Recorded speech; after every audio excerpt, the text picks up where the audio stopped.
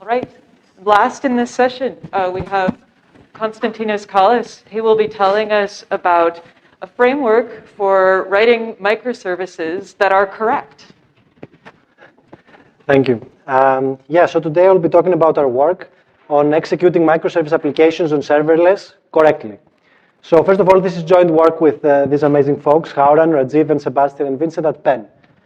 So before starting the talk, I want to briefly deconstruct the title of our paper, explaining the difference between microservices and serverless, and where our work lies in the space.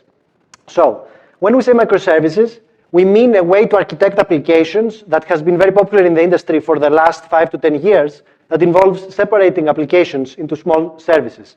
Serverless, on the other hand, is a way to deploy applications on the cloud that has been increasingly popular in the last 5 years that allows forgetting about servers when deploying an application and delegating all of that responsibility to the provider.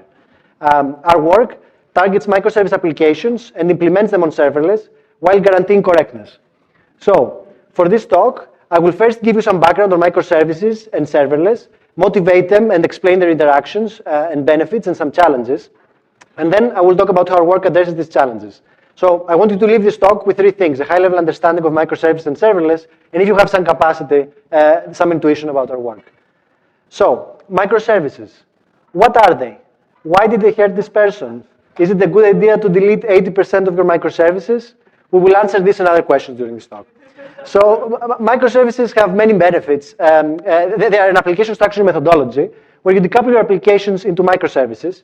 Here is an example of Expedia-type service where we have a front end that receives web calls, requests from a web app that makes RPC calls to a hotel service to check if there's availability at the hotel, performs RPC calls to a flight service to check availabilities for flights, and if it can find all of those, it performs an RPC call to an orders service to save the order. So these applications have these microservices have many benefits, and one very important being that the clean deployment boundaries. So when something fails, it is clear who to page and who will fix the problematic part of the application. And this is very important for the industry. And microservices are not just a fad, so they are realistic benefits that matter a lot at scale. Here is the microservice graph of AWS, and if we look at it in a little bit more detail, we can see that AWS has more than 500 microservices with many dependencies across them. And this also holds for other companies like Netflix and Twitter and many others, Uber and so on. So, how are microservices deployed? So, traditionally, we provision a server for its service, and its service runs on that server. That would look something like this. And each team then cares about the deployment of their own service. But microservice deployment is hard. What do we mean by that? So, what if the load is too high? The team has to actually provision a bigger server and migrate their service to that server and deallocate the previous one. How much to provision?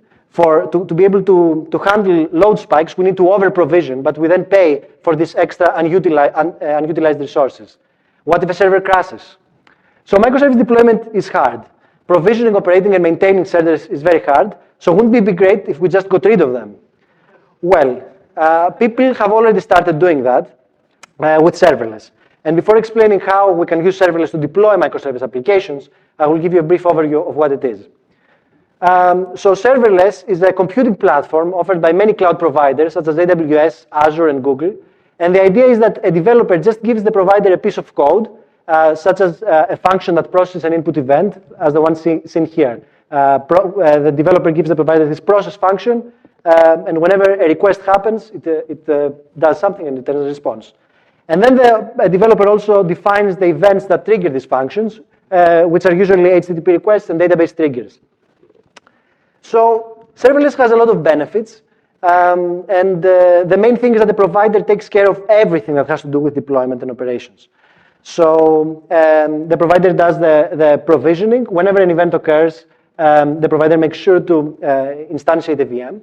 They do the load balancing. If there is a lot of load, they instantiate another instance to be able to handle the load. They scale VMs up or down.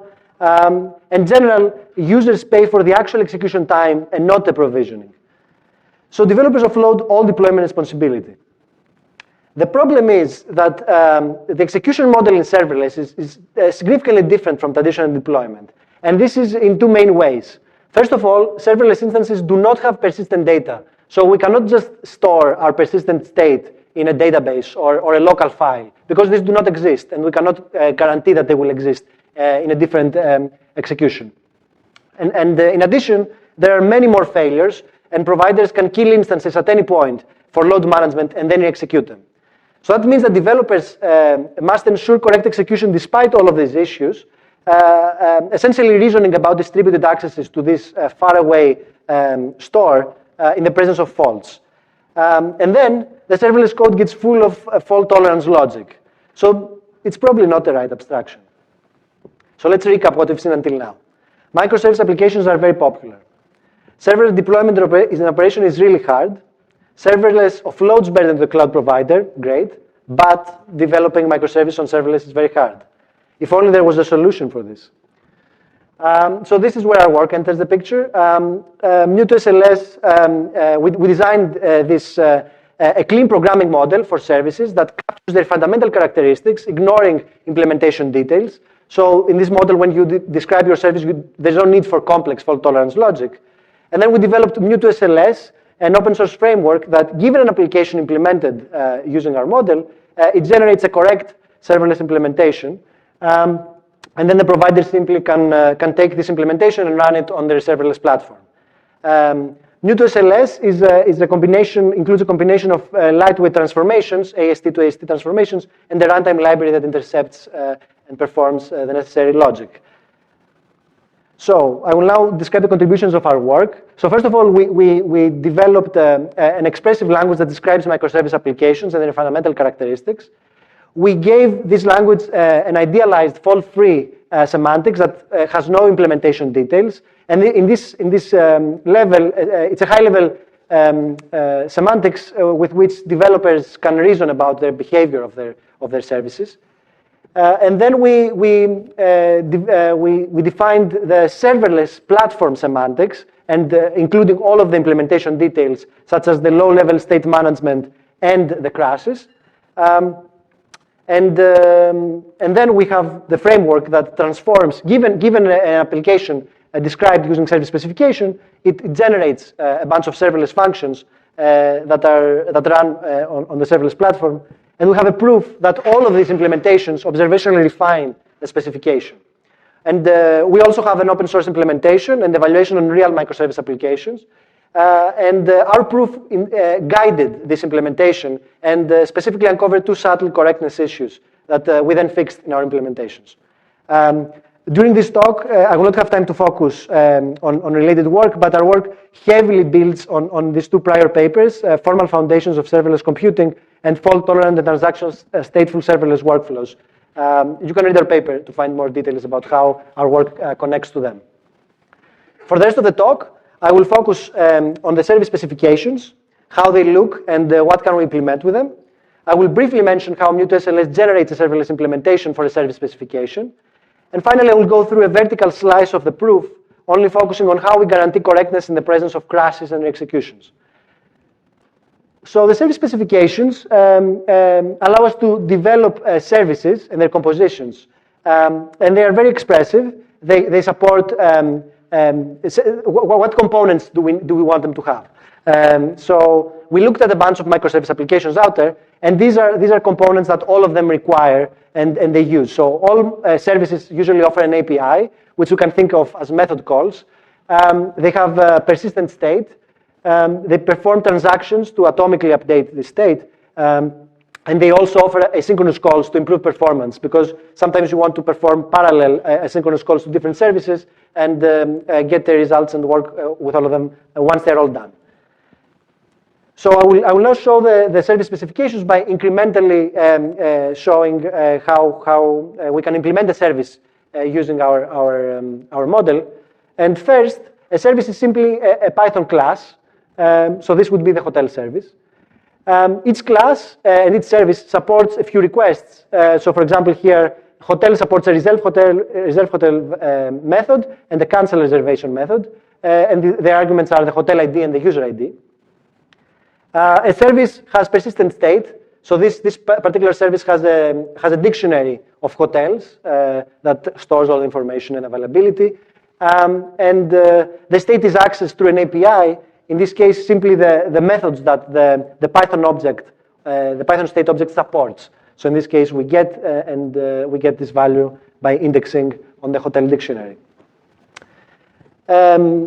Services also support transactions. Service specifications support transactions for concurrency control. We can use begin TX and commit TX to perform atomically in an isolated way multiple updates on part of the state. And finally, we have asynchronous calls. So here we perform an asynchronous invocation to the price service, its method get price, do something else, and whenever we actually want the result, we wait for it to be done. And transactions can actually also span multiple invocations across multiple services.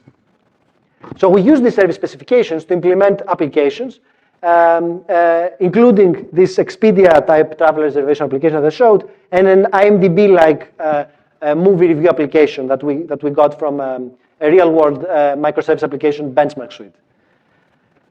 So given that, I will now briefly guide you through how Mu2SLS generates an implementation. So for each service defined using the service specification that I showed before, which are the source language, Mu2SLS generates a serverless function reusing the actual user-written code. In addition to that, it instantiates the service object, retrieving its state from this remote storage, and it wraps all of the service calls and storage accesses with logging, which roughly means execute this action if it has not been executed in the past and stored in this persistent log.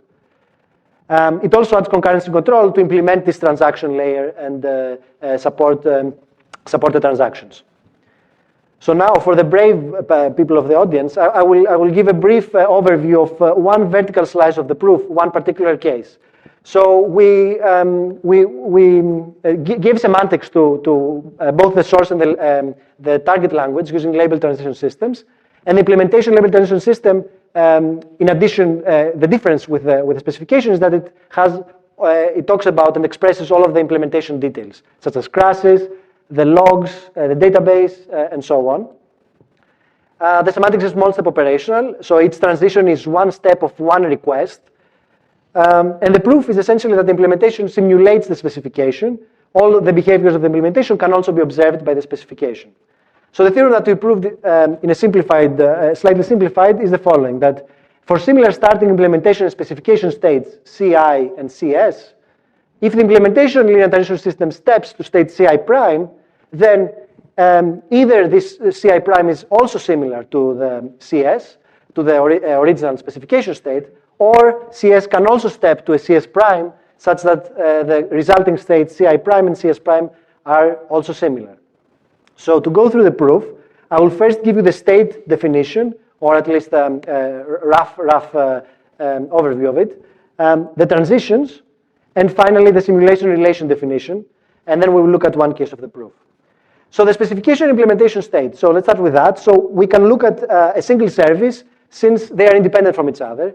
Here we have this service which has a bunch of requests, request 1 with state S1, R2 with state S2, request R3 and R4. And each of these requests is essentially a method call. So you can think of them as a call to reserve hotel. And the specification contains a map from these requests Ri to their state Si, and their state is just a program and the local variables. The implementation has a few differences. First of all, we don't delete the requests from the input queue because we want to be able to re-execute them in case of crashes. We have a log that stores execution steps, and the extra thing is that instead of a map here, we have a multiset of request processors, and so we have two execution processors for R1, one being at state S1 and one being at state S0. This font might be a little bit too small for the people in the back. And this essentially captures duplicates and execution. So let's now look at the transitions. The specification has two types of transitions: deterministic request local ones that only affect the state Si for a request either transition. You can think of those as arithmetic expressions or if then else, or just local code that gets executed. And in this case, each of these steps simply modifies the local state. And we also have standard steps, the rest of them essentially, that could affect the database or produce new requests for other services. The implementation adds to this one more step, a replace step, that is essentially a standard step that was found in the log. So the standard step in the implementation never happens doesn't happen if it already exists in the log. In both the specification and the implementation, these three types of transitions are mutually exclusive, and this is important for the proof. So let's now look at how we relate the two systems. So first of all, the responses to these services and the databases are equal. And the most important thing is the ability to catch up. So what does this mean? First of all, here I note implementation states with a subscript and specification states with a superscript. And the ability to catch up means the following, that for each processor in the implementation can take 0 or more request local or replay steps to reach the specification state, S1. So essentially, it can take steps without affecting its external environment and reach the specification S1. And this is essentially because everything that has happened to one machine has happened to the other. It is just that the implementation, some processor might have died there, affecting the volatile but not the persistent state. So let's now look at the one case of the proof. Let's assume that the specification takes a standard step the implementation takes a standard step from R1 S1 to R1 S1 prime, updating DB to DB prime. And we want to show that the starting databases, the starting responses, and the starting local states are equal to be able to take the same exact step at the specification to show that they are also similar, the resulting states are similar. The database and the responses are trivially equal due to the simulation that we have. So we just need to focus on the local states. So due to the simulation, the implementation S1 can catch up, as we said, to the specification S1. And since the standard step was enabled for the implementation, it means that, and due to the mutual exclusivity, it means that no other step was enabled. And so that means essentially that this can take no steps to reach the specification, and therefore these two states are the same. And given that, the specification can also take the same step, reaching a similar state. Okay, you can now relax, the proof is done. We will go back up, and you can find a lot more in the paper. I don't have time to cover everything. You can find related work and how our works build on it. You can find following semantics for the idealized and serverless models. You can find the proofs, and also a prototype implementation and an evaluation on real-world microservice applications. Before concluding, I want to make a call to action. So both microservice and serverless applications are not just a fad. There are actual benefits that they provide, especially at scale. However, there is very little work focusing on both from PL researchers. And we think that there are many interesting challenges that are to be done in these areas, like foundations, performance, debugging, testing. So join us and do research in these interesting systems topics. This concludes my talk. I gave a talk about MuteSLS, a framework that, given an application implemented using our library, generates a correct serverless implementation. Our framework is open source, can be found here. We have artifacts, and these are the collaborators that did this work. Thank you.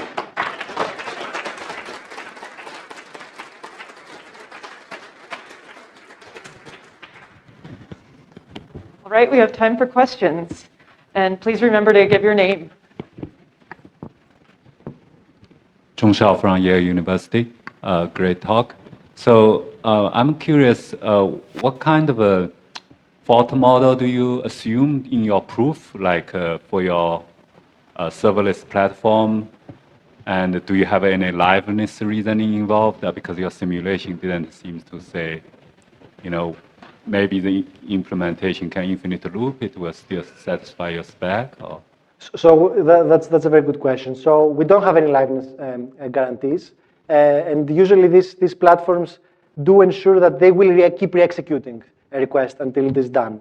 And the first part of the question was what fault model we have, right?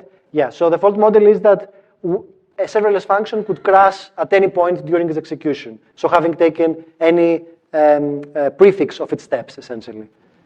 So that's the fault model.